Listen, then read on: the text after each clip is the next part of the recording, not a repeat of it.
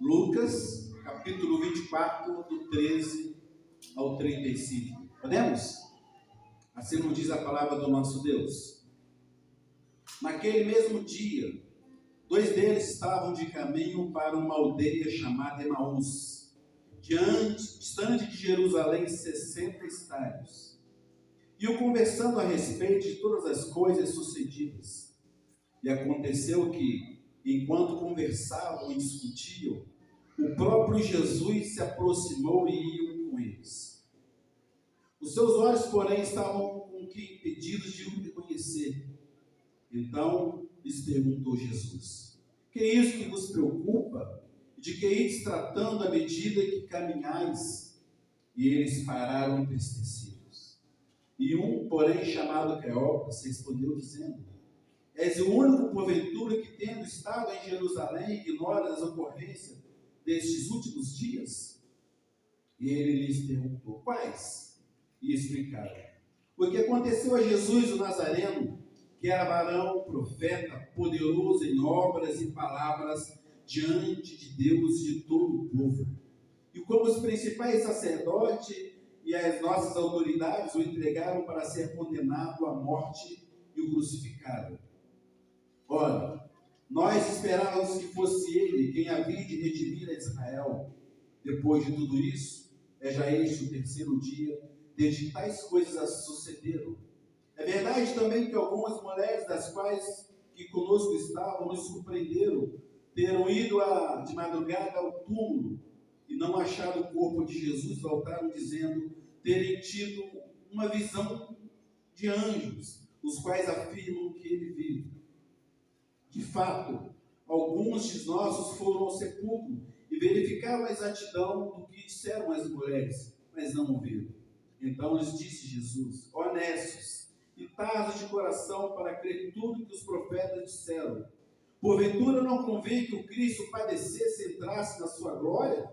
E começando por Moisés, discorrendo por todos os profetas, expunha-lhes o que a seu respeito lhe explicava as Escrituras. Quando se aproximavam da aldeia para onde iam, fez ele menção de passar adiante. Mas eles os constrangeram, dizendo: fica conosco, porque é tarde e o dia já declina. E entrou para ficar com eles. E aconteceu que, enquanto estavam à mesa, tomando ele o pão, abençoando e tendo partido, lhes deu. Então se lhes abriram os olhos e o reconheceram. Mas ele desapareceu da presença deles. E disseram um ao outro: porventura não nos ardia o coração enquanto ele, pelo caminho, não nos falava, quando nos expunham as Escrituras? E na mesma hora, levantando-se, voltaram para Jerusalém, onde acharam reunidos os 11 e outros com eles, os quais diziam: o Senhor ressuscitou e já apareceu a Simão. Então os dois contaram o que lhes aconteceram no caminho e como foram por eles reconhecidos no partir. Essa noite, no nome de Jesus Cristo, você pode se assentar dando glória a Deus. Aleluias. Como é bom, irmãos, que posso pregar até meia-noite, né? É bem perigoso dizer isso. Bem perigoso. Mas é daquilo que Deus colocou no meu coração, quero compartilhar com você nessa noite. O texto que nós lemos aqui é um texto que eu amo muito. Vai nos narrar uma história aqui tremenda. Mas antes de entrar no texto, eu preciso voltar um pouquinho na história para você poder entender o contexto. O que antecede a esse momento aqui que está acontecendo. Eu dou um tema essa mensagem: ouvindo, entendendo e praticando. Porque eu creio que não adianta a gente não ouvir, tem que ouvir. Porque a nossa fé é renovada, ela é aumentada a partir de você ouvir a palavra de Deus. Então nós precisamos ouvir a palavra, precisamos entender a palavra e também praticar. Que não adianta ouvir se não entender. Vai adiantar alguma coisa? Não adianta nada ouvir se não entender. Então você precisa primeiro ouvir e precisa entender o que está sendo ministrado. E depois que você ouviu, que você entendeu o que foi ministrado, você vai precisar agora praticar, que são 3 pilares: ouvir, entender e praticar. Vai ter que ter juntas as 3 ferramentas, porque senão não vai ter sentido colocar em prática aquilo que você recebeu do altar, não do homem, mas do próprio Espírito Santo de Deus. Jesus, durante todo o seu ministério, ele fez questão de preparar os seus discípulos para um momento muito difícil. Se você ler comigo no Evangelho de Marcos, capítulo 8, abre aí comigo, Marcos, capítulo 8, versículo 31. A preocupação de Jesus em preparar os seus discípulos para esse momento que está acontecendo aqui agora. Marcos 8, 31.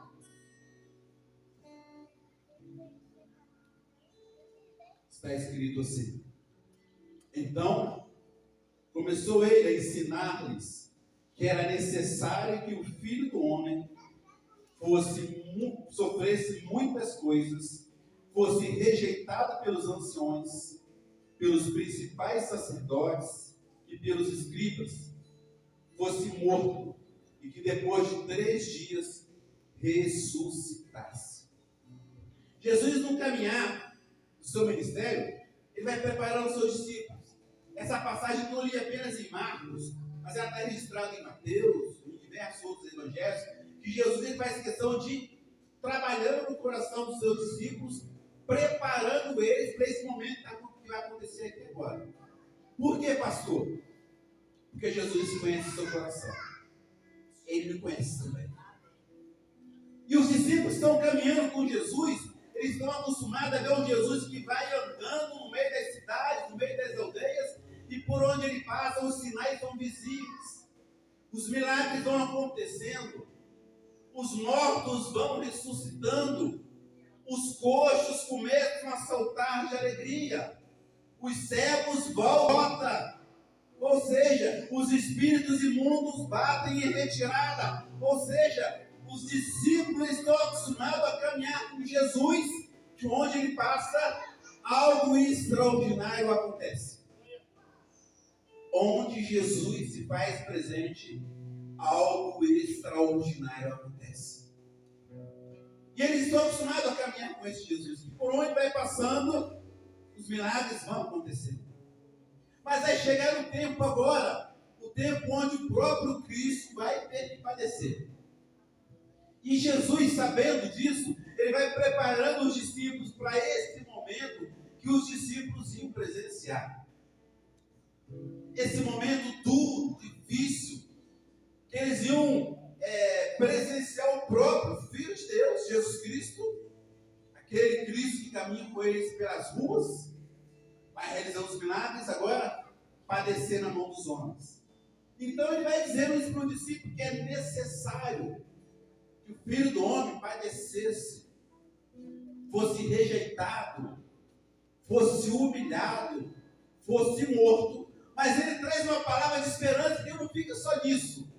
Vai morrer, vai ser crucificado, vai ser rejeitado, mas que vai ressuscitar ao 3º dia. Ao mesmo tempo que Jesus vai preparando eles para aquele momento difícil, é como se Jesus dissesse: olha, vai ficar difícil. Vai ser difícil que vocês vão presenciar. Mas, ao 3º dia, vocês vão ver o que vai acontecer. Mas, ao 3º dia, eu vou vencer a própria morte. Mas, ao 3º dia, eu vou ressuscitar. Não fica só no sofrimento. Há uma palavra de esperança também sobre a vida deles. Assim como há também uma palavra de esperança sobre a tua vida, meu irmão e minha irmã.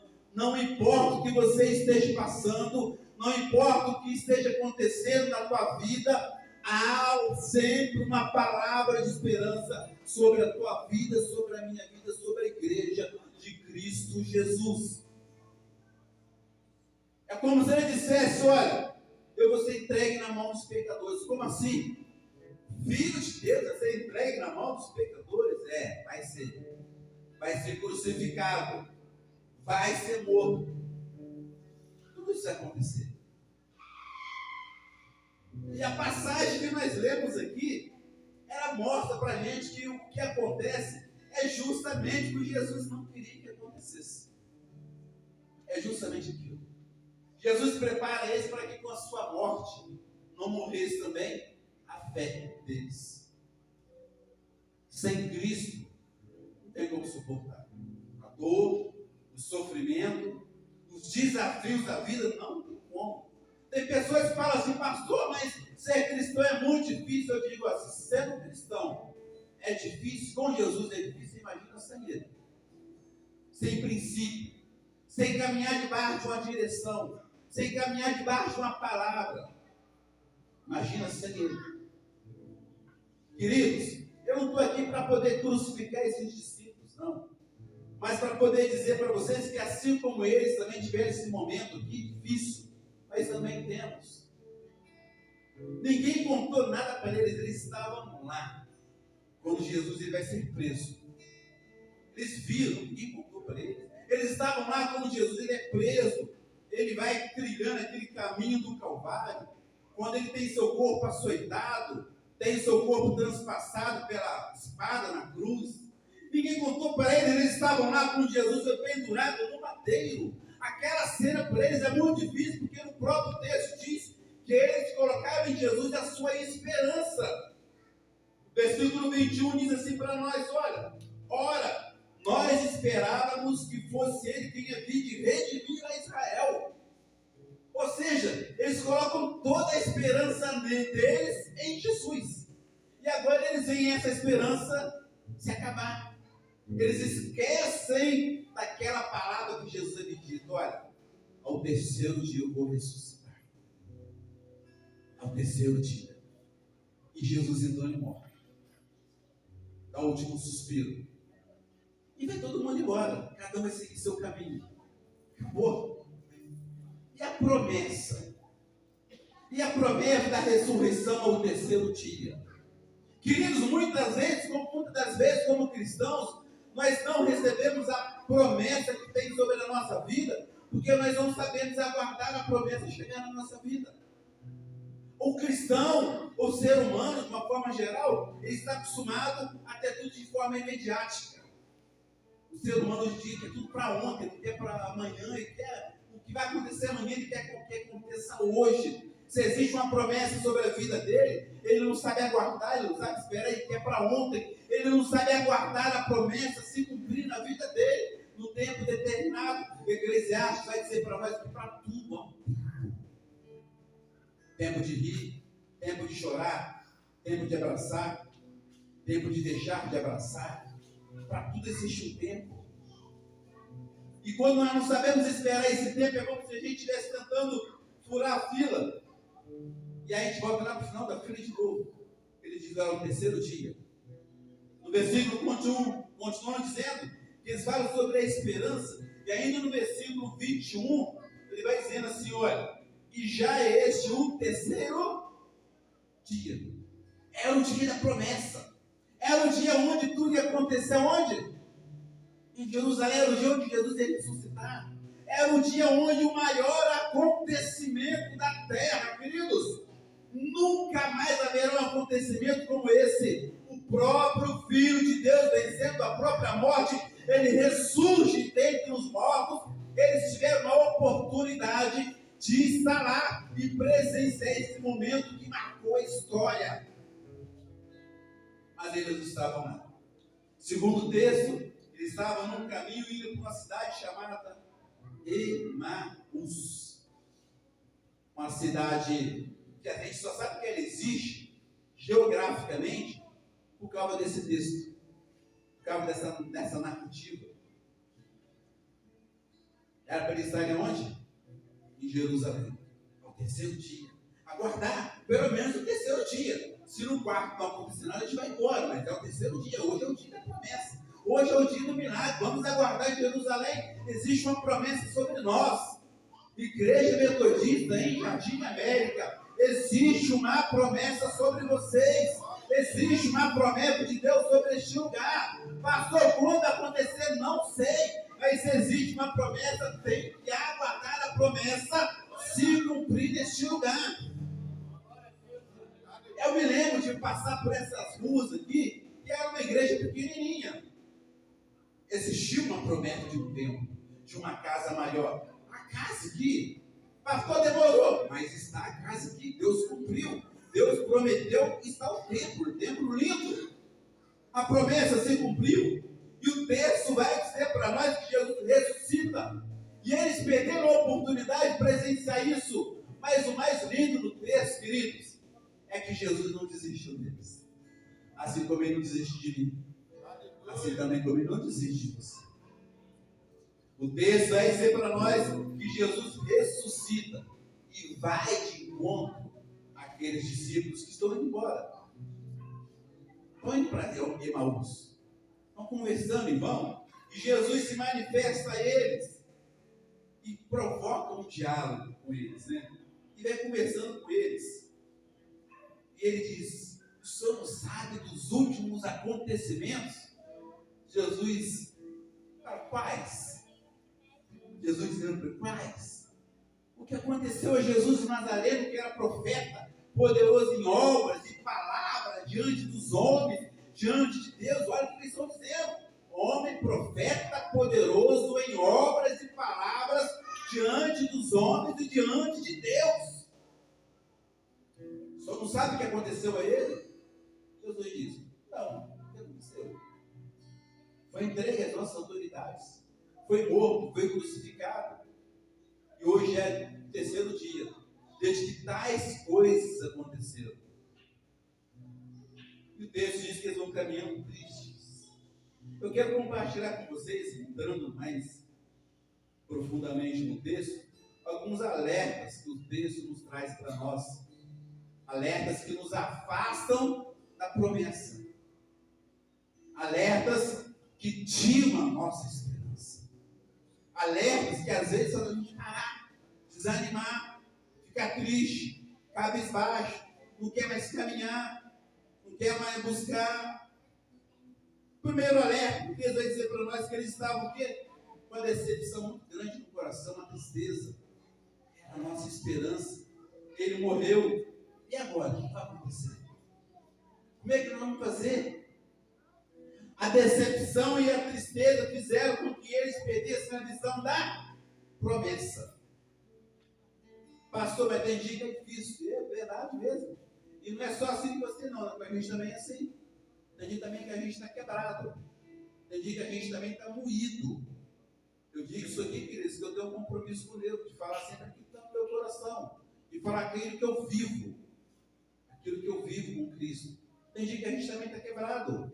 E a gente está triste, está cabisbaixo, está desanimado. Mas olha, eu tenho um negócio comigo. Se a gente não tiver uma estratégia para equilibrar esses momentos difíceis, a gente acaba indo para Emaús, para a cidade do nada, distante de Jerusalém, que é o lugar da promessa. Quando você estiver sem vontade de vir na igreja, quando você não tiver mais vontade de buscar, quando a tristeza tomar conta do teu coração, aí é que você verdadeiramente precisa ir para a casa do Pai. Aí é que verdadeiramente você precisa dobrar os seus joelhos.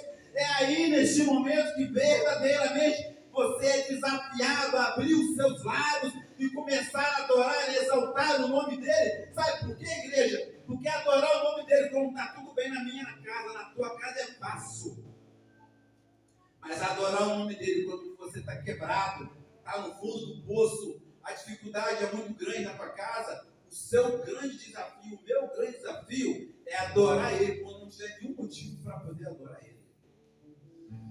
Você fala: Deus esqueceu de mim, aconteceu isso, perdi meu emprego, a enfermidade chegou, isso, aquilo, não sei o quê, e você deixar isso entrar no teu coração, e a tristeza e a decepção começar a tomar conta do teu ser. É hora de você se levantar. É hora de você olhar para o céu.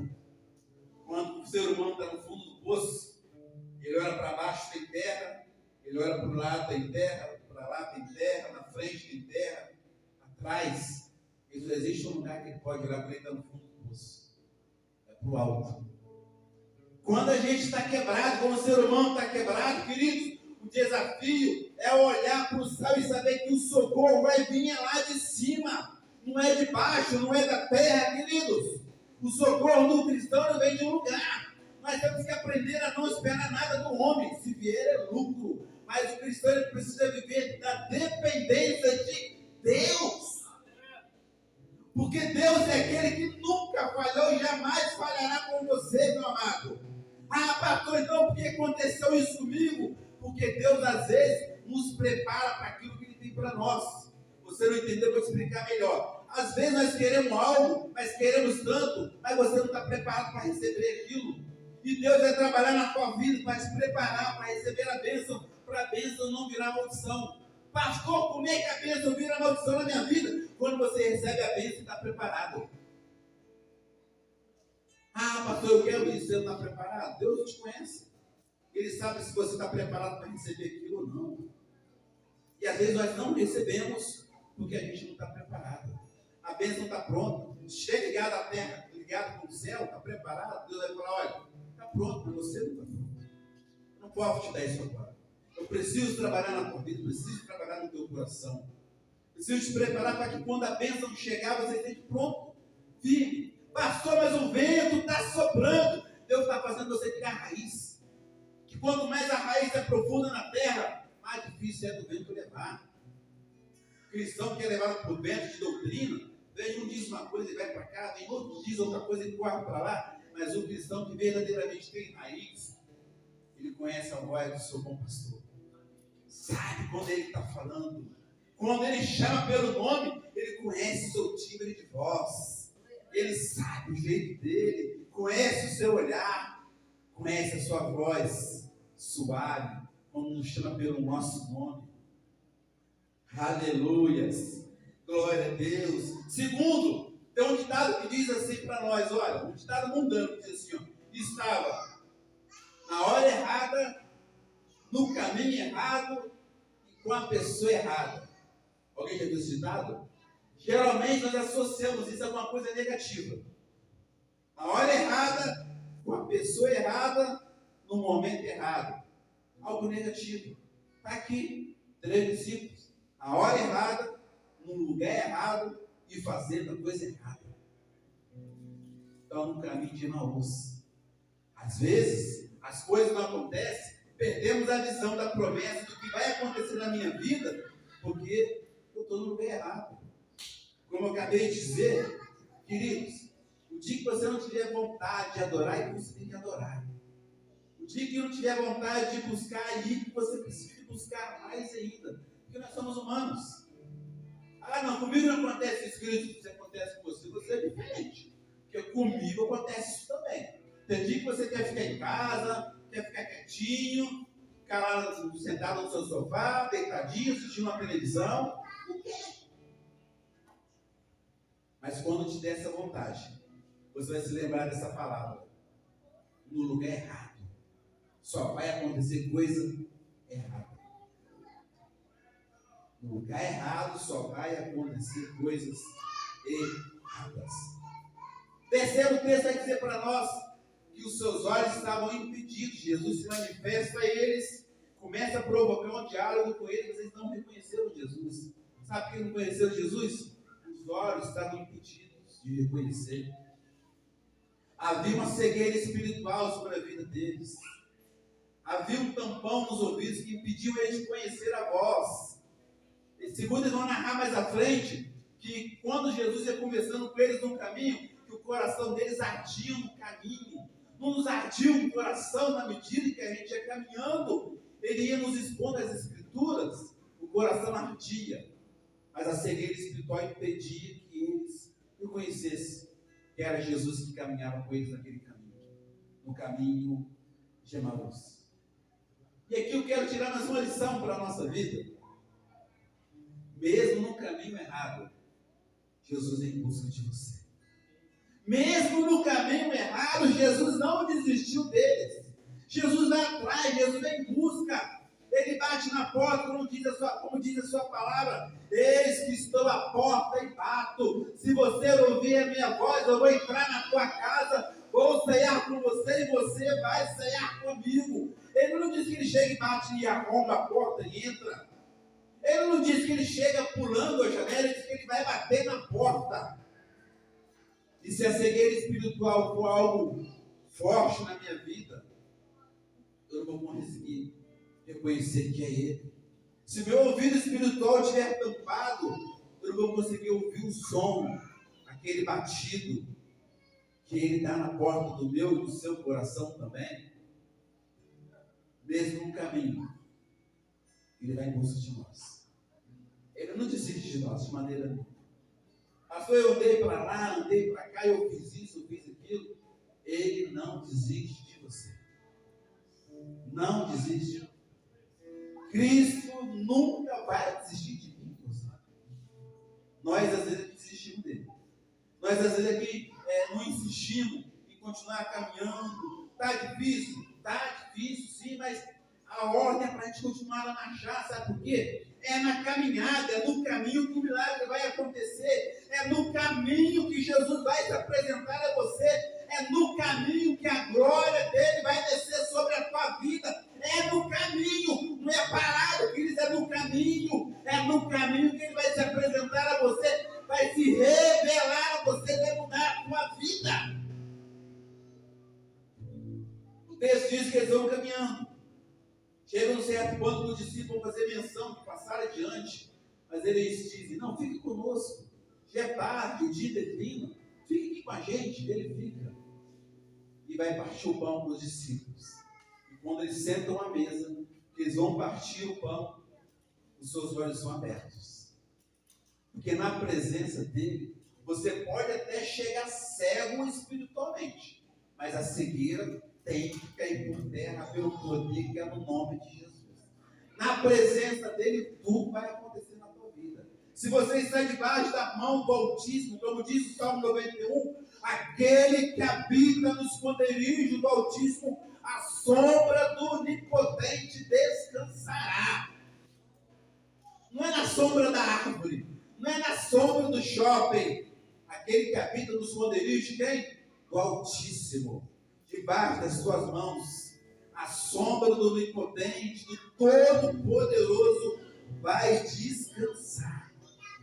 Não é o pastor que está dizendo isso, é a palavra que é de Deus. Diz isso para nós. Que no caminho, na caminhada da vida, Jesus se revela a nós. Ele se apresenta para nós. É como se ele estivesse se apresentando àqueles discípulos, dizendo para eles, olha, vocês estão no caminho errado. O lugar é Jerusalém. Vocês têm que retornar para Jerusalém. Jesus está dizendo isso para nós hoje. É tempo de nós voltarmos para Jerusalém. Pastor, mas eu já sou cristão, é verdade. Mas às vezes, o nosso coração nos leva para distante de Jesus.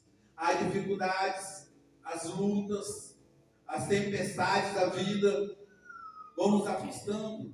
Às vezes deixa de vir no culto, falta no outro, aí no terceiro já não quer vir mais, aí no quarto já se esqueceu totalmente, no quinto já não consegue mais discernir a voz do seu bom pastor, no sexto já era, está totalmente fora. No caminho é que o milagre acontece.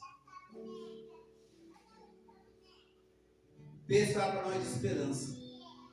Nós esperávamos que fosse ele. Já é o terceiro dia. Nada aconteceu.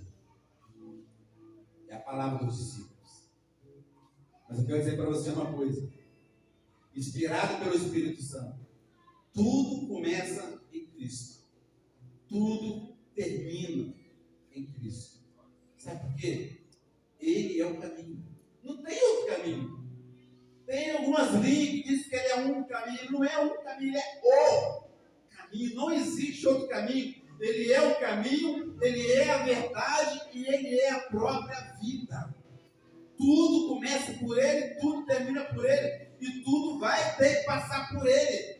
A porta é estreita, o caminho é apertado, é verdade. Mas se não for pela porta estreita, não for pelo caminho que é apertado, não entra. Não entra.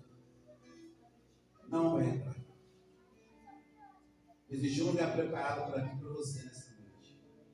Um lugar preparado não pelo homem, mas preparado pelo próprio Deus.